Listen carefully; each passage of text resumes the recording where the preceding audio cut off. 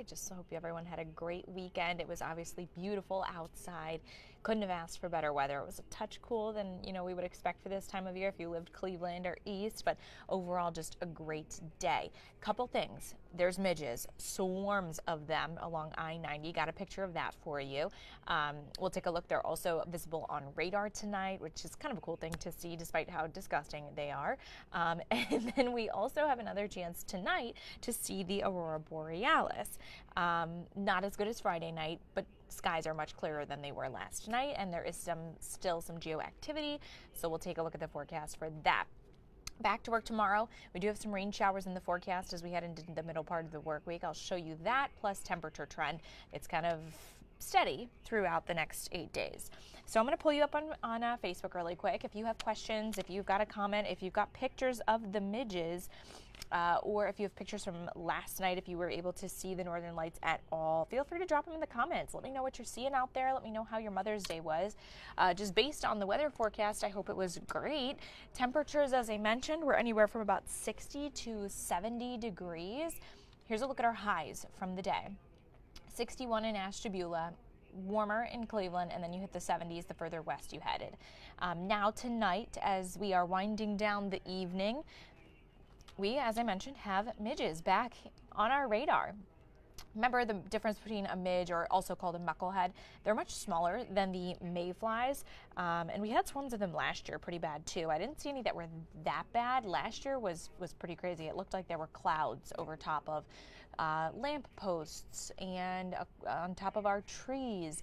I actually did a story last year that was pretty cool. I talked with someone about why they're kind of congregating over these areas, and if you head to fox8.com and type in midges or muckleheads, I'm sure you'd be able to find that story that I did with an ODNR expert.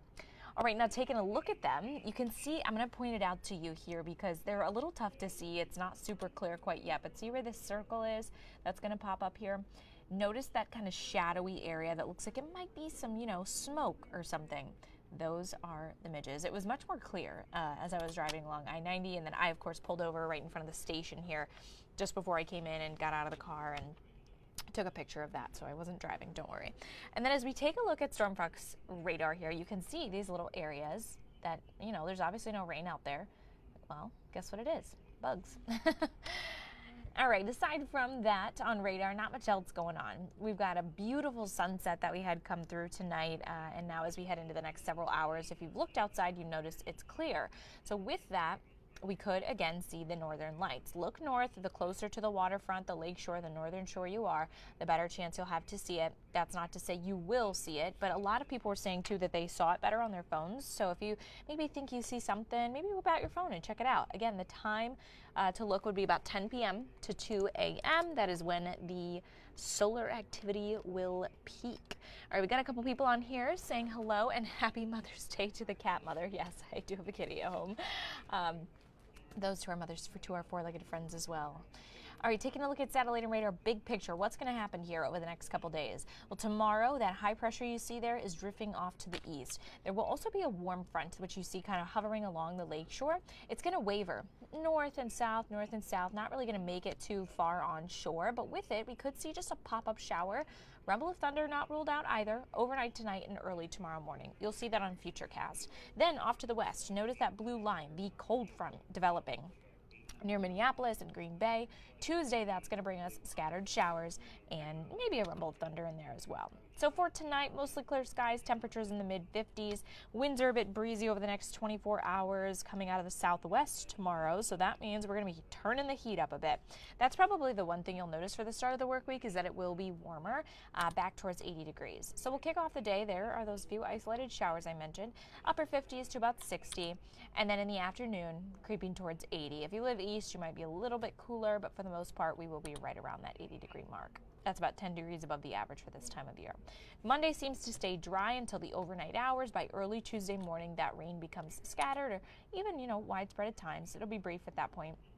But then through the afternoon and evening, it becomes more hit and miss. Temperatures will also not be as warm. Notice how the winds shift as that low comes through.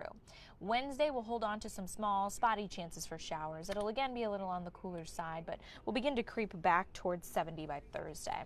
I mentioned it will be breezy tomorrow. Wind gusts could be about 20 to 25 miles per hour, nothing crazy, but just making it maybe feel a touch cooler than it actually is.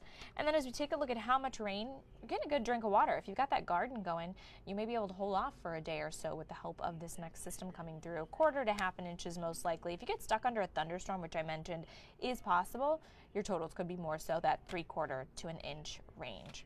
As for the 8-day forecast, pretty self-explanatory. No big highs, no real low lows. Pretty steadily anywhere from the mid-60s to 80. So tomorrow's going to be our warm one. We'll get those scattered showers on Tuesday, an early shower chance Wednesday. Great day on Thursday. Monday and Thursday are the pick days of the work week. This coming weekend, we do have a system moving through. It's not real organized right now, though. So I threw a 30% chance of rain both Friday and Saturday. We'll be able to button that up the closer we get to it, which day looks to be a bit soggier. But there is a chance both days that we could see some rain showers and rumbles of thunder. Thankfully, though, at that point, temperatures will be back into the 70s, a little above the average for this time of year. Again, guys, if you've got questions about the forecast,